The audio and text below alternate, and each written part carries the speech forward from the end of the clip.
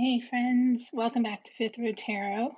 Um, for I know I only have a few subscribers and followers, but last week I posted on Instagram that I was struggling with um, trying to deliver a tarot reading. I had three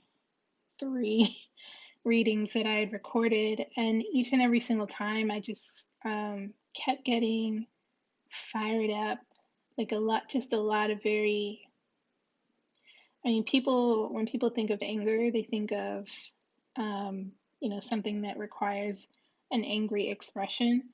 But, and sometimes, there are people that are triggered by that angry expression.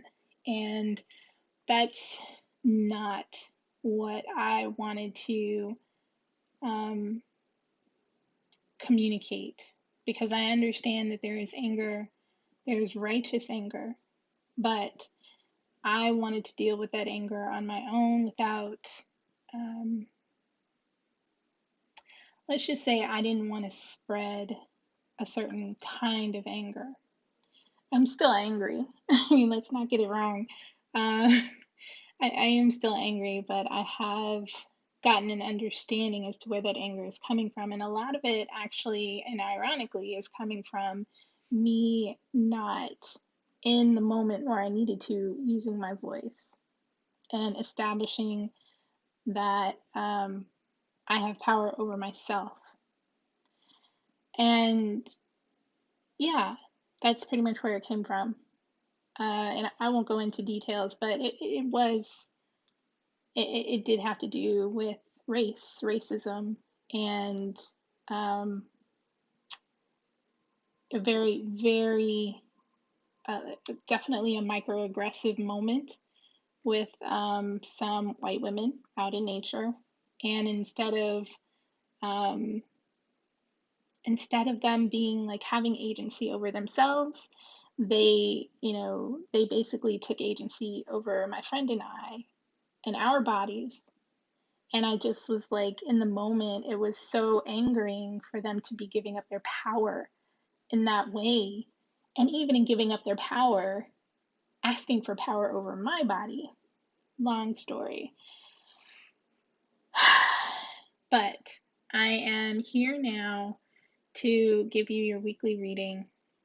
But I also want to tell you that in doing this reading, you can see I have a little bit better of a view here. Hopefully, I'm trying this out. Yeah, that's pretty much where the anger came from, was um, being in the presence of women who were giving up their own power and yet still asking for power over my body and where it was in nature. And it just was really ridiculous that they would give up their power over. It's so ridiculous. Anyway, so here we go. Using Kim Krans' Wild Unknown Terror today. Actually, I wanted to try and do something different and kind of get some guidance as to what this reading might be about. So what I'm going to do is I'm going to pull out Wild Unknown Animal Spirit card, as well as an archetype card, Wild Unknown Archetype card, to see what we might be dealing with this week, the week of June 14th. And by the way, happy Obama Day. Okay, so I call in the four elements: the elements of air, the elements of earth, element of water, and the element of fire into this reading for the collective for the week of June 14th. Also call in the fifth element, the element that unites us all, the element of nature. I call on my divine and enlightened ancestors, masters, and teachers, my spiritual guides, to come into this reading with a message for the collective for the week of June 14th. Thank you, Spirit.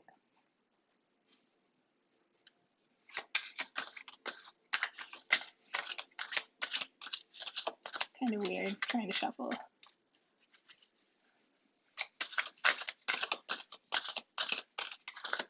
See if I can get a couple cards, or maybe just one card, just some guidance. Okay, I'm just going to pull it off the top.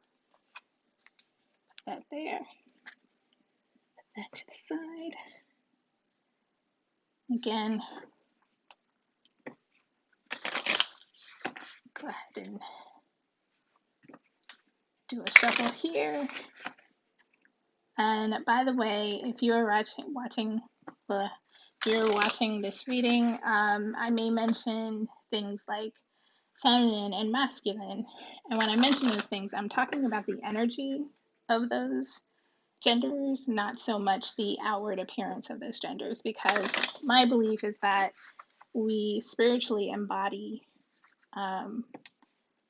masculine and feminine in our bodies. I mean, that's I'm not trying to sorry, I'm not trying to negate any kind of,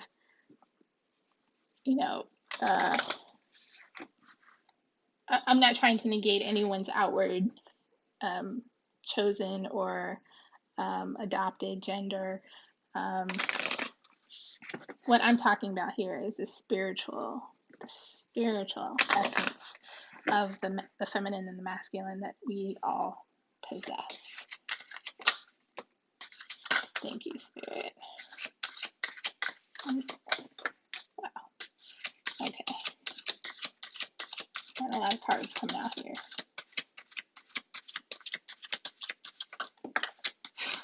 Flying. Nice. Okay. Put this to the side. See if I can arrange these. This came out first, second, third, fourth, and fifth.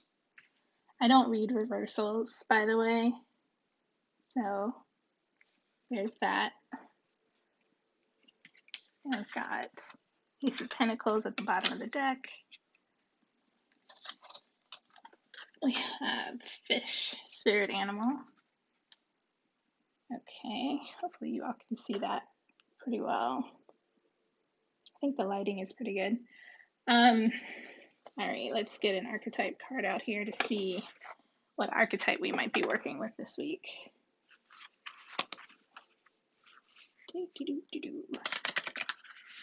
And yes, I'm using all of the Wild Unknown decks. I like them. I like the visual. I like the visuals in them. Although I don't think I've ever done a reading where I pull out all the cards at once. I kind of just, do it in this order. But I'm also trying to keep readings a little bit shorter on YouTube. I'm trying to keep it to 30 minutes. So, all right, one more. All right. Again, I'm calling on my divine enlightened masters and teachers, my spirit guides, all the elements, and the nature, the universal nature and universal law that combines them all. And we get a card for this reading. Thank you. Thank you, Spirit. All right. I think this is two cards came out. Wow. I didn't even see that. Okay, so we've got the Underworld and the One. Cool. I'll keep them both. So it looks like this week, starting off with a lot of passion, coming out of passion. Daughter of Cups. That's the Page of Cups. Let me go ahead and go through them. So we've got the Nine of Wands, the Daughter of Cups, Father of Wands, the Lovers, and the Nine of Cups. So with the Nine of Wands, you could be dealing with a fire sign. Fire signs are Aries, Leo, Sagittarius. You could be dealing with the fire sign, probably Aries, but more than likely you're dealing with some sort of movement energy, moving out of misunderstanding or moving out of the unknowing. You know what? Let me go ahead. I'm going to read this fish energy because I think this is where our journey starts. I'm going to put this over here as we move along. The fish, I think, is the guidance that we need for the week or the energy, what we might be dealing with. So I'll just go ahead and read that. Okay, fish. Fish, restlessness, change of focus, lost in the current. The fish loves to be subsumed in life's current. Nothing pleases it more than movement, movement, and more movement. The roaming lifestyle of the fish may be exhilarating for a while, but usually leads to weariness and slippery relationships. With all the possibilities out there in the vast waters, the fish becomes lost without clear goals and intentions.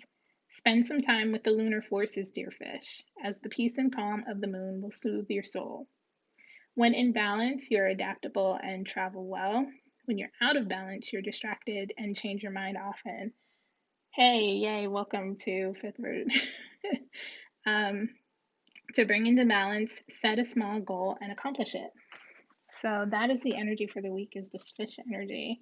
And I can see that here with the Nine of Wands starting off the week. Yeah, wow.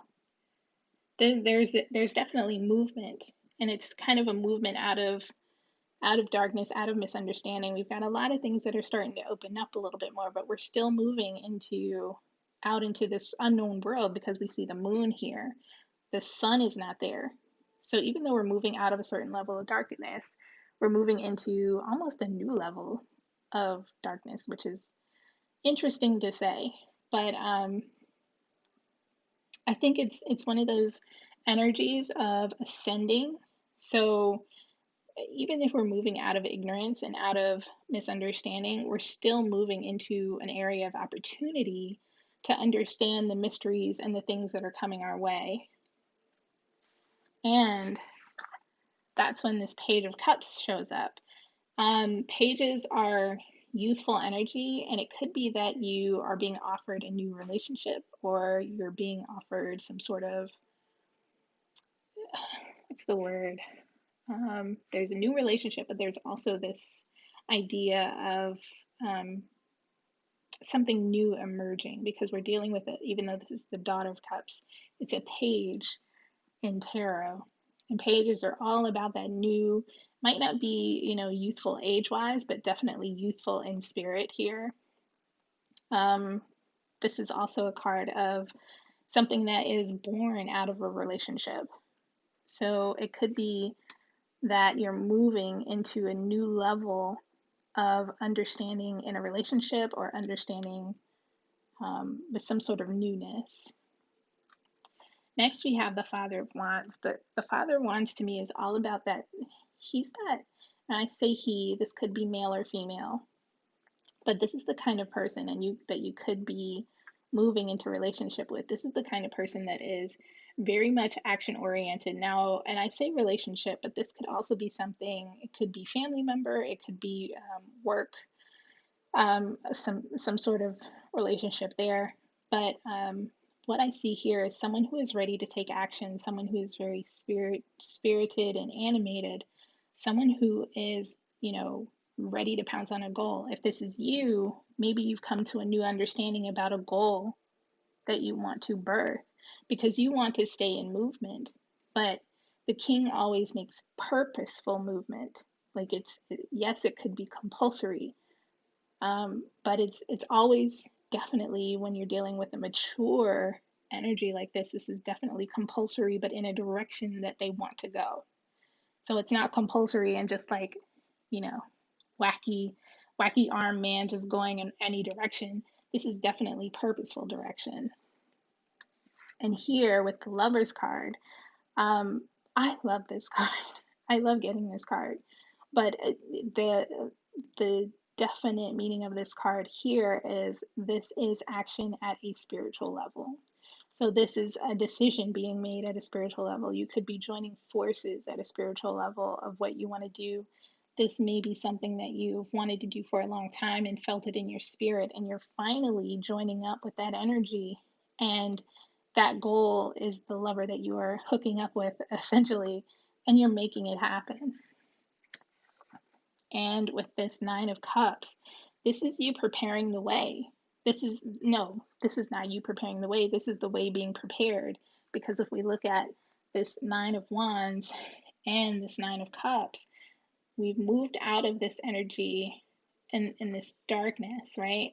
We've moved out of this energy into calmer relationships, calmer waters, improved relationships, because we've made this movement, right, that the fish needs to make.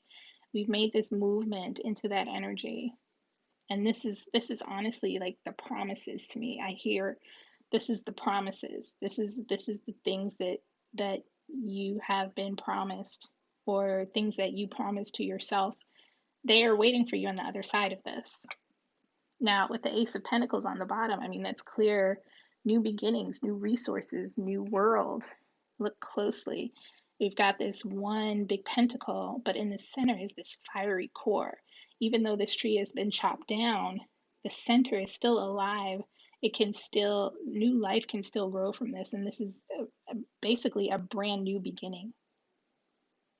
And when I look at this and I see, I feel like there's grounding here. There's not only grounding here, but there's also purpose, an understanding of purpose and renewal here. This is healing. That's what this is. This is healing. This is absolute healing. Wow. Okay, so now I'm going to read the archetype cards, which are the Underworld and the One. So let me get my archetype book. Where are you, archetype book? Yeah. Moving and like having stuff everywhere. It's interesting. Here we go. Here's my book. All right. So, the Underworld. Got the Wild Unknown Archetypes book, guidebook. So, archetypes. I've been listening to a lot of Marion Woodman.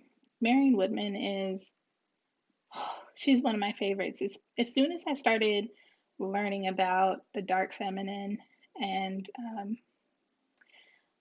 bringing the feminine into consciousness as far as like Jungian analysis goes, as soon as I started reading her stuff, it was just like everything that had been happening in my life started to make sense. And even though like I see things like the underworld and things like that, I know that archetypes are essentially things that either we're working in and essentially need to work out of, because not always are we in spaces for a long period of time. These are places that we're meant to learn lessons, right? That bring us certain messages. So let's see what the Underworld and the One have to say. I'm going to quickly prop these up while I read them. Hope you can see those. Okay, so I'm going to start with the Underworld.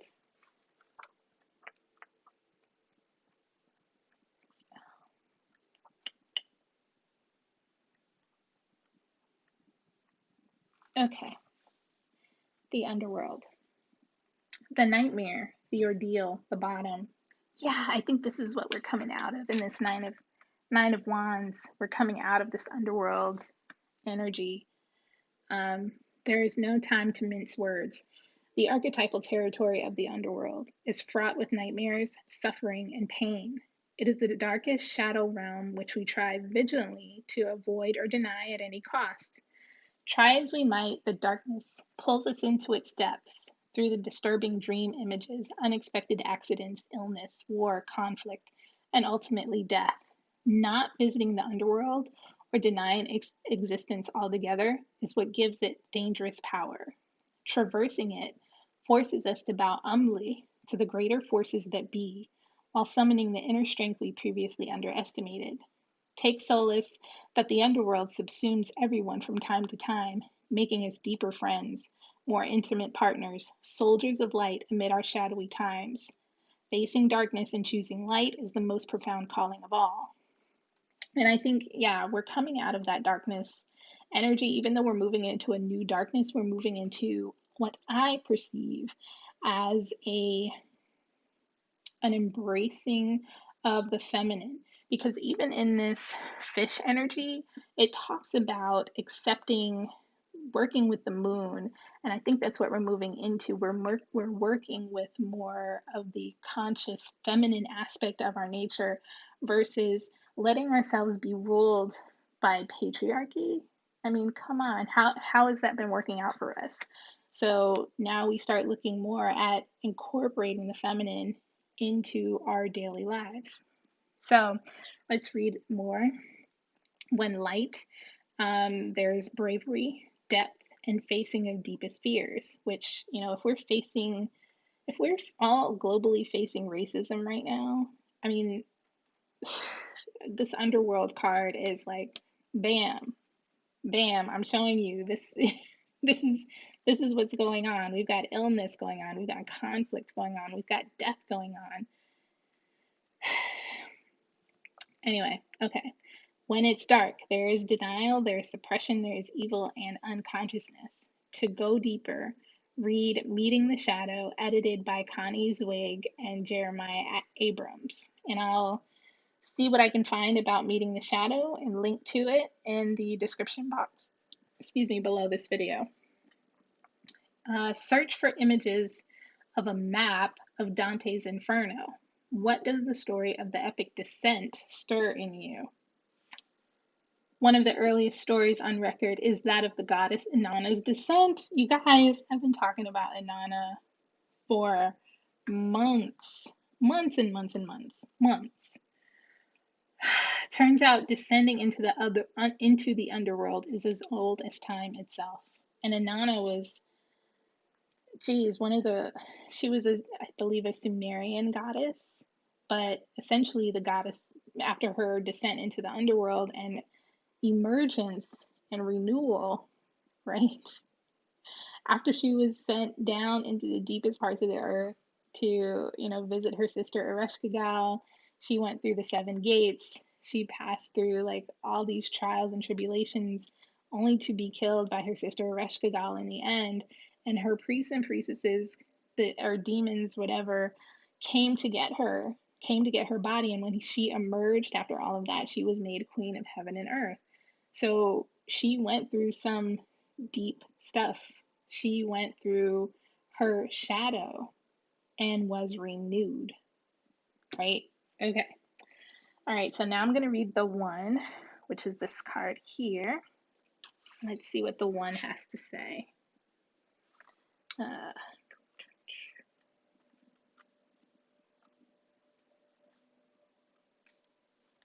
The one in the archetypal book falls under, what is this?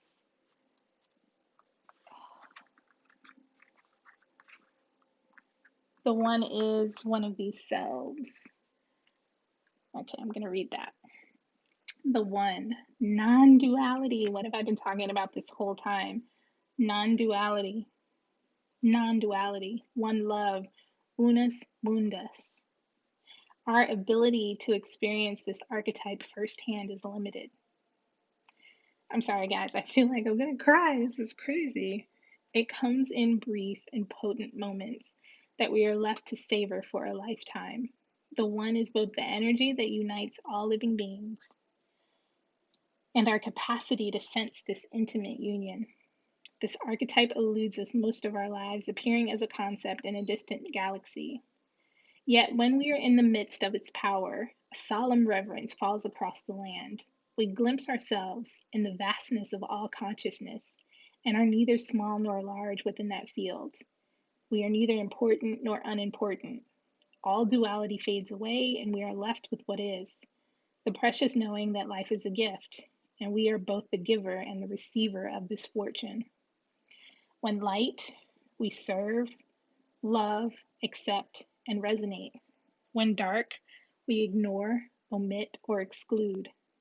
To go deeper, James Turrell's The Color Inside and the poem Self Portrait by David Whyte. It is said that Om, the sound Om, is the primordial sound of the universe, and that all other mantras are born from it.